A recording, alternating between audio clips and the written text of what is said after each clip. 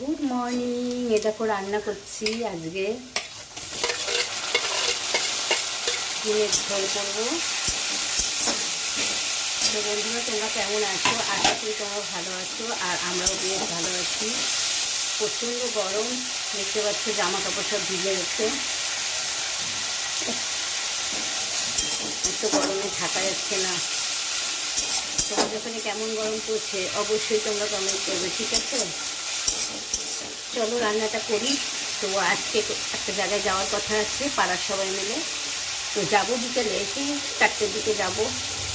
তো তাড়াতাড়ি রান্নাবান্না খেয়ে নিই, কাজকর্ম সব কমপ্লিট।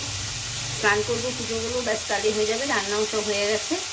ডিমের ঝোল আর করছি তোমার হচ্ছে মিষ্টি কুমড়ো ভাজা, আর ব্যাস আর কিছু করছে না। এই দুটোই করছে, আর কালকের তরকারি আছে, ব্যাস হয়ে যাবে দিয়ে। তো যা গরম পড়েছে, থাকা মুশকিল হয়ে গেছে।